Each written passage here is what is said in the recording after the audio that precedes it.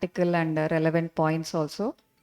So I invite our first speaker, Dr. Manasa. Dr. Manasa has completed MD ophthalmology from RP Center, New Delhi, and she's also done a long-term fellowship from Aravind Eye Hospital, Madurai. She currently works at Geetanjali Hospital and PRS Hospital in Trivandrum. And Dr. Manasa also started the operation theatre in, recently at PRS Hospital. She started doing cataract surgery there as well. So she'll be speaking on ocular anesthesia, the various techniques, and how to optimize the outcomes.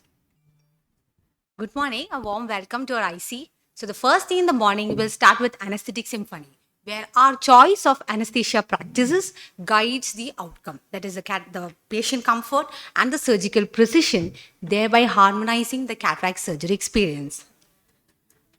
So cataract is the highest volume of surgical procedure that is performed worldwide almost exclusively as an outpatient procedure. But still, there are significant differences in the adopted anesthesia practices in different parts of the world. So the key questions that we have to address are the risk and benefits that is associated with one form of anesthesia over another, and the issues related to complications of each, specific sedation strategies, the level and the intensity of monitoring required for each, and the data available to back up the same. So the year 1884 is kind of a watershed year when it comes to ophthalmic anesthesia, because that is when Dr. Karl Kohler, he was friend to Dr. Sigmund Freud, the father of psychoanalysis. Both of them were experimenting with the wonder drug cocaine. When Freud saw it as an antidote to morphine, Dr. Karl, he noticed the numbing effects of cocaine. And that is when he went on to publish it in Lancet in 1884. And in the same year, Hermann Knapp, he published in Archives of Ophthalmology, using cocaine for retrobulbar anesthesia. Then later the peribulbar came, then the topical was reintroduced and so forth. So this is the broad classification of the different anesthesia technique that we adopt in our ophthalmic surgical procedure at present. Now the choice of this anesthesia technique depends on two people, the patient and the surgeon.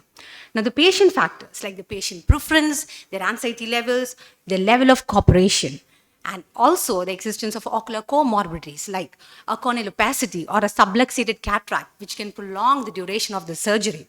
If the patient is an axial myope with a staphyloma, or if the patient has a scleral encirclage in situ, there is a high risk of perforation with needle techniques.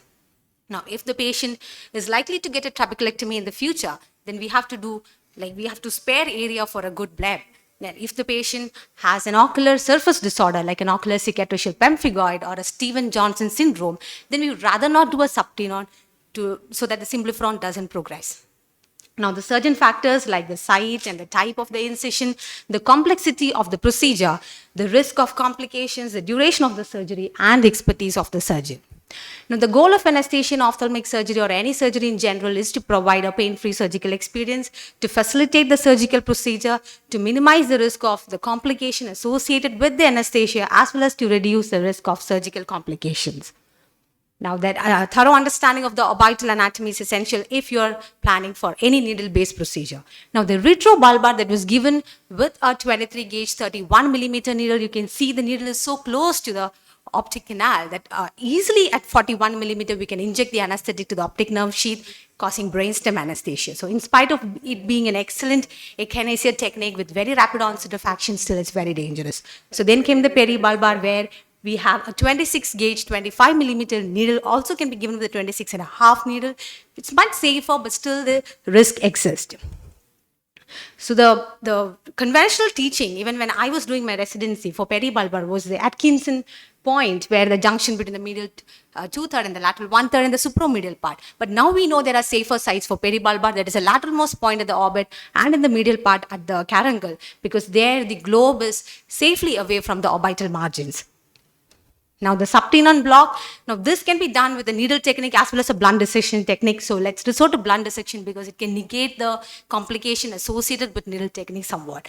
So we make a nick in the subtenon capsule, and after blunt dissection inject the anesthetic. And this is the specially designed cannula by Stevens. It is a 19 gauge 21 millimeter cannula with a curve so that it can follow the curvature of the globe. And if you're injecting an anesthetic at around 4 ml, then it will diffuse around the subtenon sheath as well as the extraocular muscle sheath. Now you inject 2 more ml, it will also diffuse to the intraconal space. Little bit more ml, it will act like a peribulbar, giving excellent akinesia to the orbicularis oculi as well. Now, the incidence of complications, if you see the numbers, they are very low, but considering the huge amount of cataract surgery being done, the absolute values can be significant, especially in training centers. Now, the contraindications to LA, when the patient is not consenting, he is not able to comply to an instruction, he is not able to comply to acceptable positioning in the OR, if there is an uncontrolled tremor or anxiety, if there is allergic to the local anesthetic agent, there is a grossly abnormal coagulation, there is sepsis in the area, and in cases of trauma with a perforated globe. Now, the preferred local anesthetic agent, we always mix a short-acting with a long-acting one, lignocaine and bupivacaine. The only issue, the cocktail, we cannot ensure how sterile the solution is. We can negate it by using a single solution of ropivacaine, where it is intermediate in both. Can mix hyaluronidase, epinephrine, as per your choice. Now, with the advent of safe phacoemulsification systems, smaller incisions, foldable IOLs, the cataract surgeons are shifting their focus to topical anesthesia. Absolutely no risk associated with needle injection. Also meet the high patient expectations, no downtime, immediate results, very affordable. Few tips when we are performing surgery in a topical. Yes, the incision is best kept clear corneal, limbal at the most. Then the operating time projected should be short, and we should avoid office squeezers, that is those patients who are uncooperative when we do a tonometry or indirect ophthalmoscopy, and make sure you anesthetize both the eyes. Avoid deep sedation because we want our patient to comply to all our instructions. So in deep sedation, that might not be possible. Start with a very dim illumination, gradually increase so that we don't startle the patient. Verbal anesthesia, extremely important. Tell the patient, we are going to place the drape, or now you're going to hear the sound of the phaco machine. I'm going to inject the IOL. You might feel a little pressure.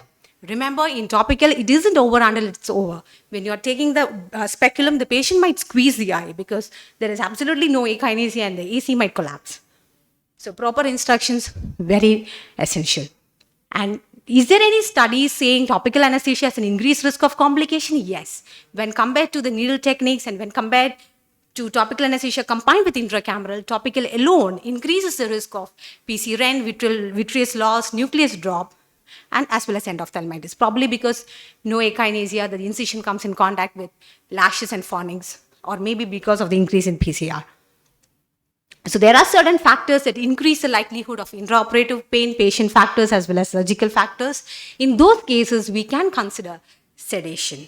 But in sedation, as I said, patient cannot comply with our instructions, and the airway, if compromised, we won't even know. In that case, a GE is better, especially in young children and in like patients who have psychiatric problems, who has delirium, because there at least the airway and vitals are under control. Now, the monitored anesthesia care, where you have a qualified anesthesiologist monitoring the patient while you're doing cataract surgery, it might sound as a luxury, but there is data supporting high levels of subjective patient satisfaction as well as surgeon comfort. And the methods of monitoring include communication, then observing the patient, and pulse oximetry if you're doing a topical, and BP and ECG if we take sedation or GA. And all the OT personnel should have BLS training, at least one should be trained in ALS, and we should document the anesthesia procedure, whatever is undertaken.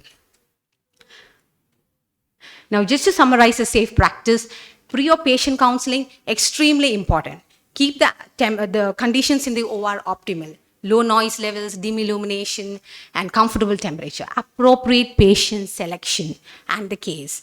There is no place for ego, patient safety always comes first. And monitor the vitals and make sure the equipment facilities are of good standard and maintenance, especially in case of a medical emergency. Now, the search for the holy grail anesthetic still continues. And these are just tips. Now, exception is the rule in medicine. So I just want to share one case. This was a case of chronic liver disease, which I operated around 2 years back. So his INR levels were over the roof, like 3 point something. And then we gave 3 infusions of vitamin K. It refuses to budge. So it was like a diabetic patient, hard cataract. One was like NS4, other was like brown or black. So I thought I'll go for the NS4 first because there was no question of giving any sort of block. It has to be done under topical.